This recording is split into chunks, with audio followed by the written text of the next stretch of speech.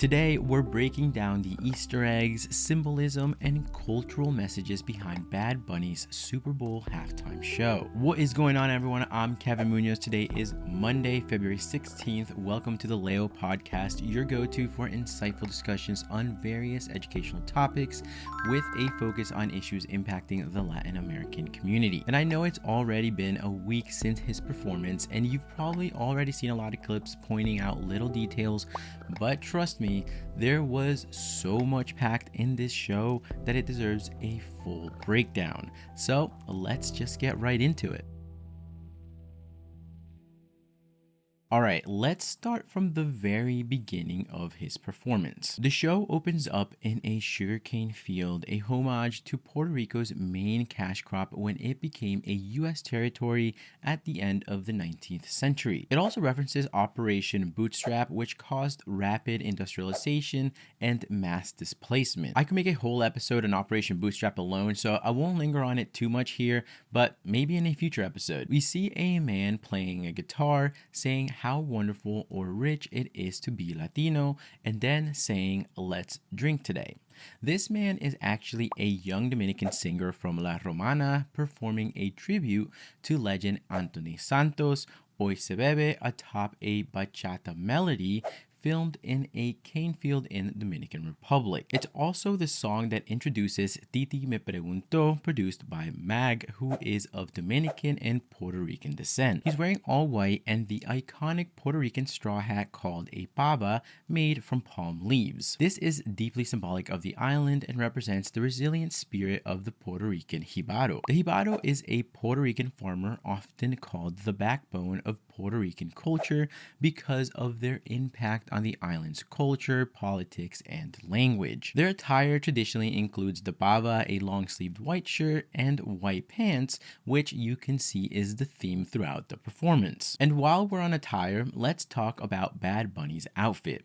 He wore a custom cream-colored look by Zara, designed by his longtime creative director, Janthony Oliveira. We already talked about the significance of the all-white look, but let's look at the jersey with the number 64 and the name Ocasio, his mother's last name. At first, some thought it referenced his mom's birth year, and others thought it was about his album El Último Tour del Mundo being the first Spanish language album in 64 years to top the Billboard 200. Those are all good guesses, but we later learned it was more personal. In a statement to USA Today, he said 1964 was the birth year of his uncle, Cutito, who passed away 2 years ago.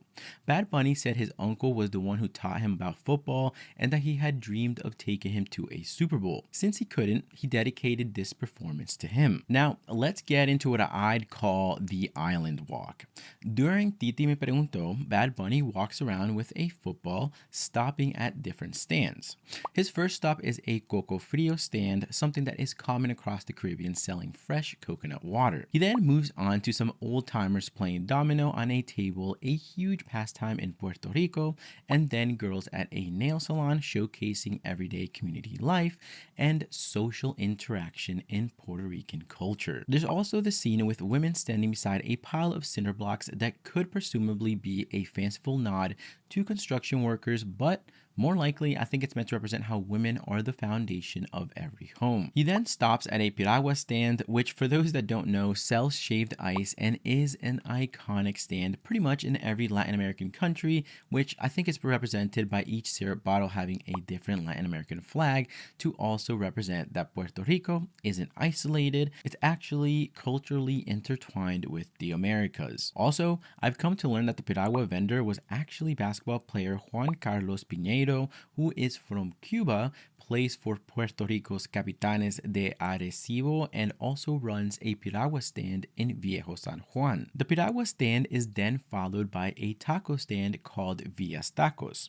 Now, why this is worth bringing up, other than we all of course love a good taco stand, is because this is actually a real taco stand with the real owner Victor Villa standing behind it. Villa has an amazing story of how he went from being a street vendor selling tacos out of his grandmother's yard in Highland Park and working through the pandemic to appearing in the Michelin Guide and being featured 3 times in the LA Times 101 Best Restaurants list, and now has 3 locations with more opening in South Pasadena and Hollywood near the Walk of Fame.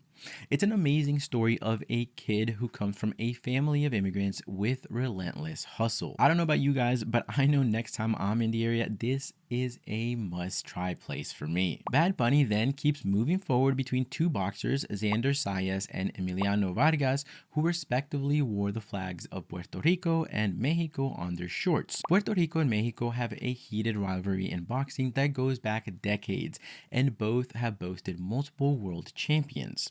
So very competitive, yes, but also rooted in mutual respect. The next scene is the Compro Oro y Plata Solamente Efectivo stand, which is a cash-only gold and silver stall that is commonly seen in struggling economies. People resort to selling their gold just to get by, perhaps a subtle reference to economic hardship. After this, the song Yo Perreo Sola starts to play, and we see the iconic casita, a staple in Bad Bunny's 31 show No Me Quiero Ir de Aquí residency in San Juan. The house has now been a part of his world tour for his latest album, Debí Tirar Más Fotos. During the residency, celebrities and special guests often viewed the concert from the casita, which Bad Bunny would perform on during the show. In this scene, dancing outside the casita, we specifically see some notable Latino celebrities with ties to different countries in the Americas. Singers Cardi B from Dominican Republic, Karol G from Colombia, and Young Miko from Puerto Rico.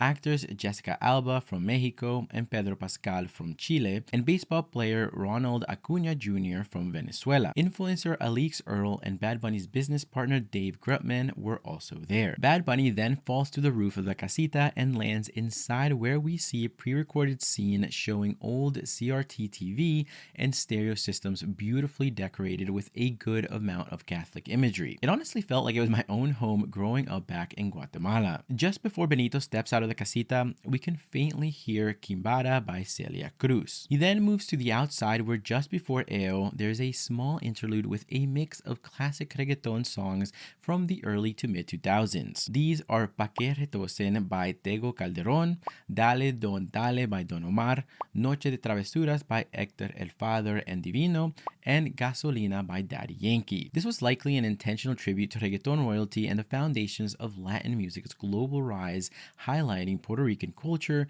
honoring artists, and serving as a bridge between old reggaeton and modern mainstream performances. We then see two guys, Dan Santiago and Igor Faria, dancing on each other at the beginning of Eo, a scene that certainly caught the attention of a lot of conservatives, and not just the ones in the US, but also the Latino ones back at home, which is actually so funny to me because the message is literally just love, but we all know someone in our families that has strong opinions on the LGBTQ plus community.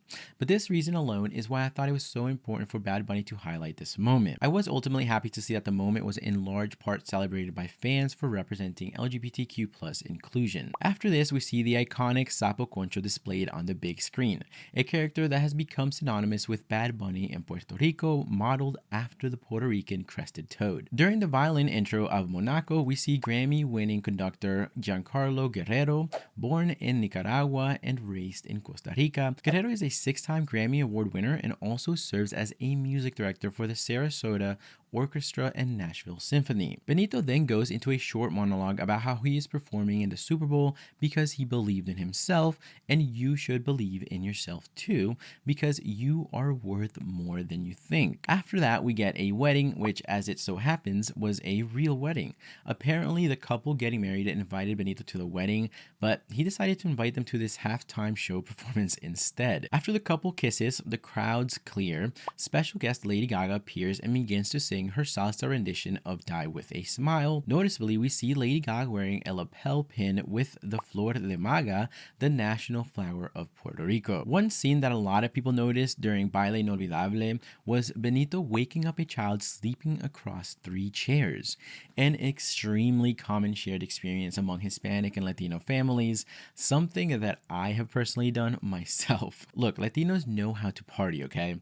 And every single time the music is loud and the dancing goes on way too late, like past the kids' bedtime late. So while the adults have the energy to keep going, likely due to all the alcohol that has been consumed. The children, meanwhile, sleep wherever the hell they can find a spot. And I'll tell you, 3 chairs is usually just the right amount to lay across on and be as comfortable as you could be in that type of environment. Then Nueva York starts to play, and we see a bunch of symbolism from signs to actual shops. Beginning with La Marqueta, an actual bodega in New York corner store with Latin roots that sits under elevated train tracks on Park Avenue in East Harlem. It was founded in 1936, and even though the market has considerably shrunk, even parts of it burning down, it is still around and open to customers, as are many like it in New York City boroughs. I believe it ultimately serves as a symbol of the community spaces that foster tradition and belonging even in the face of gentrification. Next to it, we can see the wall with a sign that says Conejo, which is Spanish for rabbit or bunny. We then see a barbershop by the name of Lalo's Barbershop, likely another scene honoring the authentic everyday life of Puerto Ricans. During his line of un shot de cañita en casa de Toñita, we see Toñita herself handing Benito a shot. Toñita's full name is Maria Antonia Kai. She was born a Puerto Rican matriarch who founded and still presides over the Caribbean Social Club in Williamsburg, Brooklyn. She has become an icon for serving affordable drinks, hosting domino games and salsa nights, being a cultural home base for generations of Puerto Ricans and other Latinos in New York City. Now, the following scene is one that blew up. We see a mother, father, and son watching footage of Bad Bunny's recent Grammys acceptance speech. Now, this blew up because there were posts going around about this little boy being Liam Conejo Ramos, the 5-year-old detained by ICE.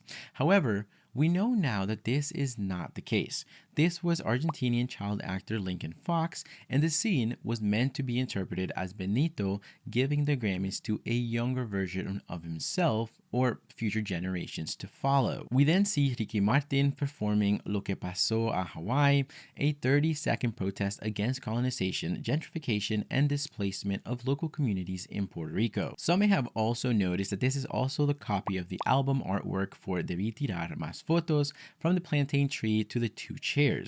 Immediately after this, El Apagón begins with some exploding transformers on power lines, a reference to Puerto Rico's unstable electrical grid. This performance served as a powerful political protest highlighting Puerto Rico's chronic power grid failures, the aftermath of Hurricane Maria, and the resilience of its people. We see Bad Bunny standing on a broken, sparking electrical pole to visually represent the island's struggle with privatization, frequent blackouts, and inadequate infrastructure. We also see Benito carrying the alternative Puerto Rican flag with a light blue triangle rather than the dark blue of the officially recognized Puerto Rican flag. The light blue flag is a reference to the island's original flag before the US takeover, which the US later changed the shade of blue on the Puerto Rican flag to match that of the US flag. For those that don't know, as a territory of the United States, Puerto Rico has no sovereignty nor voting representation in the US government. In this context, the Azul Clarito has become associated with movements advocating for Puerto Rican independence. On his song La Mudanza, Bad Bunny raps, Aquí mataron gente por sacar la bandera, por eso es que ahora yo la llevo donde quiera. They killed people here for having the flag, that's why now I take it with me everywhere. This references the Ley de la Mordaza, or gag law, which banned Puerto Ricans from having a Puerto Rican flag, let alone criticize colonialism, from 1948 to 1957. So Bad Bunny clutching his flag with Azul Clarito on the halftime show set was a powerful anti-colonial statement. The end of El Apagón carries over into an electronic dance mix of Café con Ron, during which we can see the flags of countries from all across the Americas being flown. Benito then states, God bless America, and goes on to reference various countries and regions within the Americas. He specifically highlights his use of the term America to encompass North, Central, and South America, as well as the Caribbean and several island nations. I don't know about you guys, but I was sitting in anticipation waiting for my country, Guatemala, to be called, and was super hyped when it was. The big screen in the background was probably the most talked about moment in the entire show because of the powerful message on it. The only thing more powerful than hate is love. A quote from Benito's 2026 Grammys acceptance speech for Best Música Urbana album. Then, just before Debí Tirar Más Fotos, he ends the monologue by saying, Seguimos aquí, or we're still here, while throwing a football with the words, "Together we are America," written on it. And that wraps up today's deep dive into Bad Bunny's halftime show. I hope you enjoyed as much as I did, and if you learned something new from this episode, please do me a favor, follow, subscribe, rate, and share this podcast with your people. Let's get these conversations out of the shadows and into our communities. And to all my amazing Patreon supporters, thank you. Your support is what keeps this show going week after week. If you're not a member yet and want to show some love, check us out at patreon.com/latinoamericaneo. I'm Kevin Muñoz, and I'll catch you in the next episode. As always, stay informed and stay empowered.